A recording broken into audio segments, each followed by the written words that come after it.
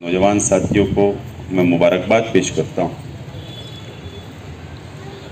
हमारे अपने इलाके में स्टडी सेंटर की जो ज़रूरत महसूस हो रही थी वो शकील जानी बेग और नूरबाग सोसाइटी के तमामी अरकान ने आज इस इलाके के अंदर पूरा किया। मैं मुबारकबाद पेश करता हूं।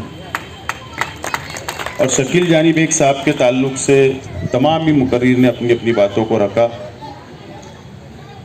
मैं समझता हूँ उसके ऊपर ज़्यादा रोशनी नहीं डालना बेहतर होगा, वक्त कम है।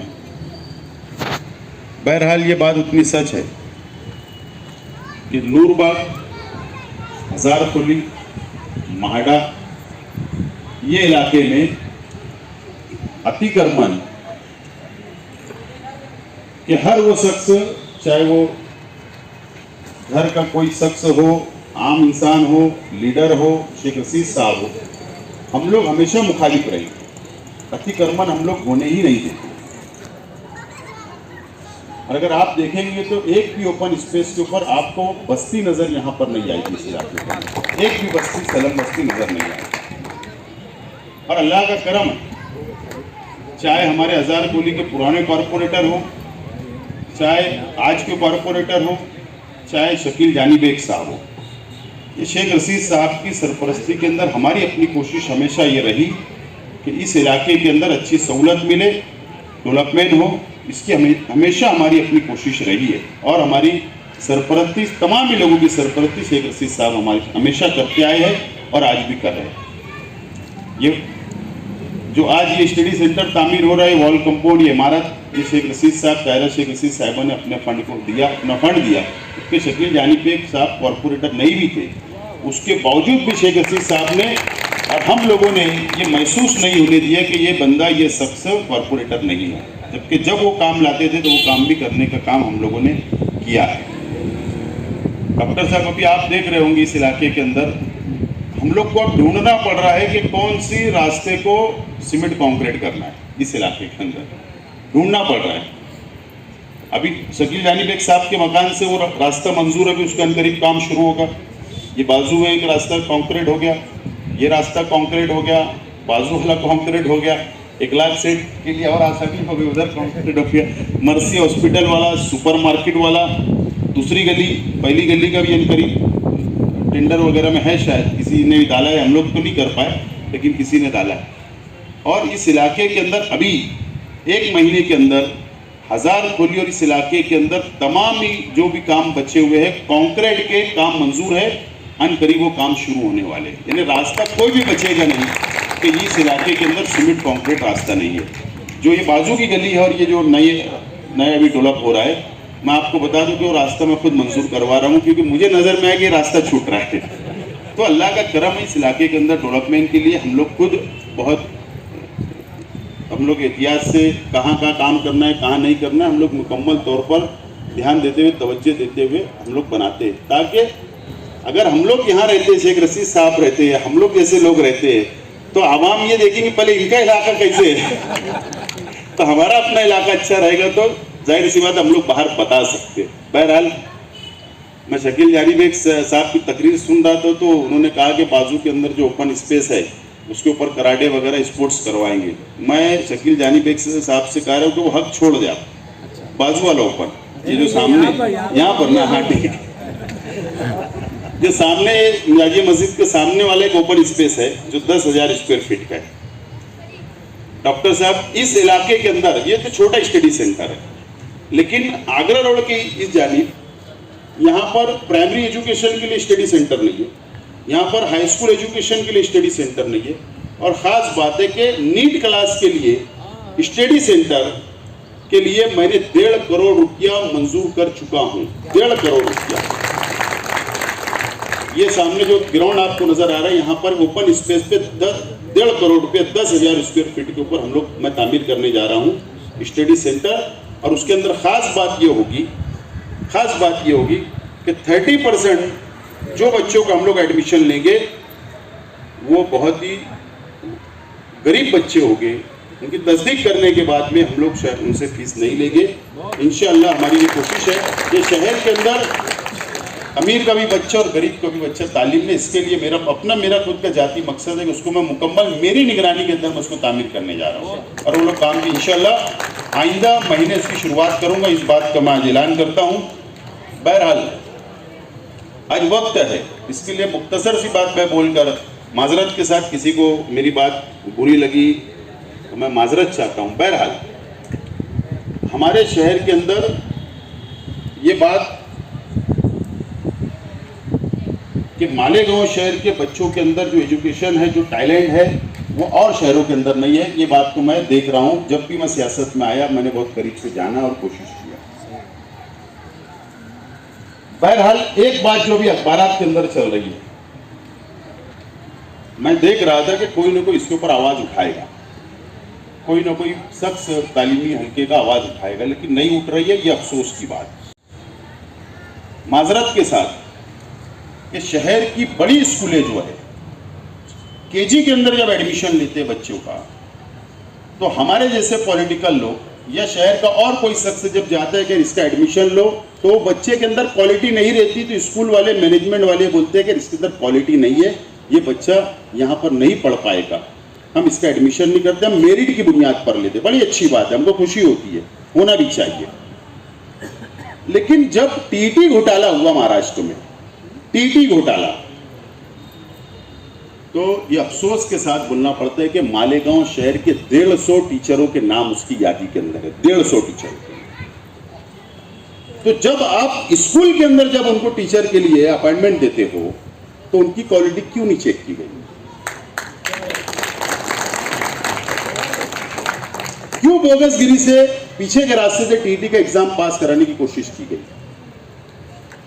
मैं इसके लिए तनकीद नहीं कर रहा हूं। जब तुम एक छोटे से बच्चों के अंदर क्वालिटी देखते हो उनके एडमिशन के लिए, तो फिर किसी को अगर टीचर के लिए आप अपॉइंटमेंट देते हो तो उसके लिए क्वालिटी क्यों नहीं चेक गई? वो पीछे के रास्ते से क्यों जा रहे थे?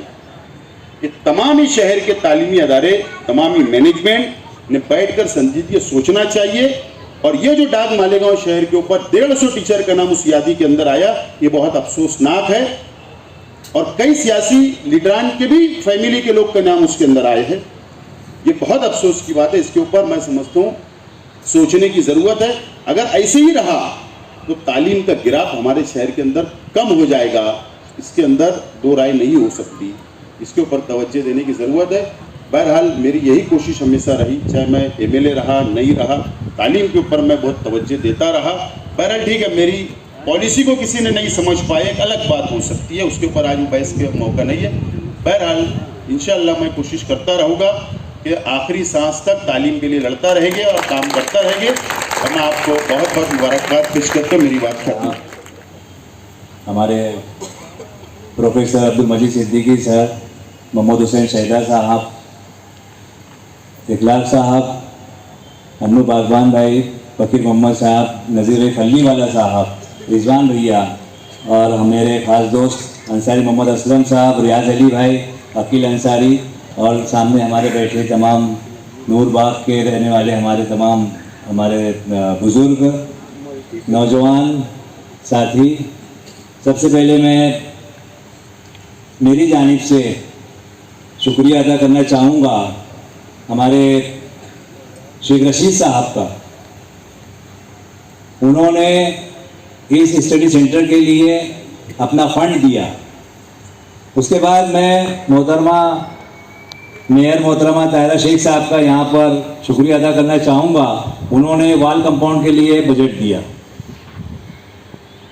बात यह है कि भाई हमारे नूरबाग के इलाके में ऐसे कई ओपन स्पेस है जहाँ पर शादियाँ होती है, कहीं पर दादा दादी पार्क जो है वहाँ पर दर्स वगैरह होता है, लेकिन नौजवानों के लिए एक सेंटर की बहुत सख्त ज़रूरत थी। उसको मद्देनज़र रखते हुए हमने इस इलाके में यहाँ पर एक ओपन स्पेस जो मौजूद था उसका इस्तेमाल किस ढंग से होना चाहिए, उसके लिए Noorbagh educational and welfare society के तमाम मेंबरान ने मिलकर एक मशवरा किया कि भाई क्यों ना हम यहाँ पर महल्ले के नौजवानों को इकट्ठा करके एक अच्छा सा सेंटर बनाएं और वो सेंटर के ज़रिए महल्ले में और अतराफ के जो नौजवान हैं उनका तालीमी, माशी सकाफती और जो भी मतलब मामले हैं उसके लिए हम यहाँ पर रहनुमाई करें। इसके लिए एक सेंटर की सख्त ज़रूरत को महसूस करते हुए हमने ये सेंटर का आज यहाँ पर इफ्तिताह होने जा रहा है। Noorbagh educational and welfare society, ये जो अदारा है ये 1996 में अमल में आया। हमारे रईस खलीफा साहब, प्रोफेसर अब्दुल मजीद सिद्दीकी साहब जो यहाँ पर सबसे पहले रहने आए थे, इन लोगों ने मिलकर एक सोसाइटी बनाई थी और वो सोसाइटी चल रही थी। फिर उसके बाद आगे चलते चलते 2007 में जब मुझे मौका मिला यहाँ पर नूरबाग में, हमने उसको दोबारा जिंदा करने की कोशिश की है और 2015 में एक नया रजिस्ट्रेशन करवाया Noorbagh educational and welfare society के नाम से। और अभी जिन मेम्बरान ने इस्तेकबाल किया, ये तमाम मेम्बरान जो है वो सोसाइटी के फ़ाल मेंबर हैं। तो आज का जो मकसद है स्टडी सेंटर, यहाँ पर हम लोग हमारे इलाके के नौजवान को मुतहर्रिक करने के लिए अलग अलग प्रोग्राम यहाँ पर हम मुरतब करने वाले हैं। मिसाल के तौर पर सबसे पहले जैसा नाम है स्टडी सेंटर, तो स्टडी सेंटर यहाँ पर हम शुरू करने वाले हैं। हमारे इलाके के जितने भी नौजवान बच्चे जो तालीम याफ्ता हैं, जो पढ़ रहे हैं, वो यहाँ पर आकर स्टडी करेंगे अच्छे माहौल में। उसके बाद में यहाँ पर हम लोगों ने प्रोग्राम बनाया है कि यहाँ पर कंप्यूटर क्लास शुरू किया जाए। तो आगे चल के हम इंशाल्लाह यहाँ पर कंप्यूटर क्लास भी जो है शुरू करने वाले हैं, ताकि हमारे महल्ले के जो नौजवान बच्चे हैं, जो तालीम याफ्ता बच्चे हैं, जो तालीम हासिल कर रहे हैं, वो कुछ वक्त तो यहाँ पर आके कंप्यूटर के का जो तालीम है वो यहाँ पर सीखे। इसी तरह से यहाँ पर जो है हम लोग चाहते हैं कि भाई खेल कूद का भी कोई मामला चले। तो इस साइड में जो जगह खाली है, यहाँ पर हम लोग वॉलीबॉल का एक ग्राउंड शुरू करने वाले हैं। हमारे नईम सिद्दीकी साहब जो हमारे सदर हैं सोसाइटी के, वो वहाँ पर एक बच्चों को इंस्ट्रक्शन देंगे। यहाँ पर ये एक प्रोग्राम है। उसके अलावा यहाँ पर कराटे क्लासेस वगैरह जो होती हैं, आमतौर से हम देख रहे हैं कि बच्चे ज़्यादा दिलचस्पी ले रहे हैं, तो बच्चों के लिए कराटे क्लासेस भी शुरू करने के लिए नस्ब हम करने वाले हैं। इस तरह से यहाँ पर एक मल्टीपर्पज़ हम लोग मकासद को लेके चलने वाले हैं। तमाम अहलियान महिला हमारा साथ देंगे, ऐसी पूरी उम्मीद है। और आए हुए तमाम मेहमानान का मैं सोसाइटी की जानिब से शुक्रिया अदा करूँगा कि आप लोगों ने अपना कीमती वक्त यहाँ पर दिया और इस प्रोग्राम को चार चांद लगाया। इतना ही कहते हुए मैं अपनी बात खत्म करता हूँ। अस्सलाम वालेकुम। कि बिजली गिरते गिरते खुद आप बेदार हो जाए। अगर इस शेर को समझना है और उसके ऊपर अमल करना है तो शकील जानी बेग के लिए मैं कहूँगा कि उनके तरीक़ाकार को और उनके रवैयों को अपना लिया जाए।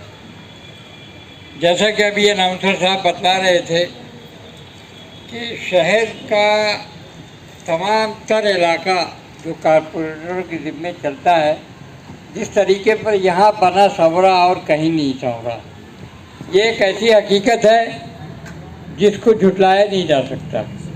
कोई चाहे भी तो नहीं झुटला सकता। यहाँ पर पोजीशन ये थी है कि आज लोग इस बात के लिए तरसते हैं कि उनको नूरबाग में जगह मिल जाए।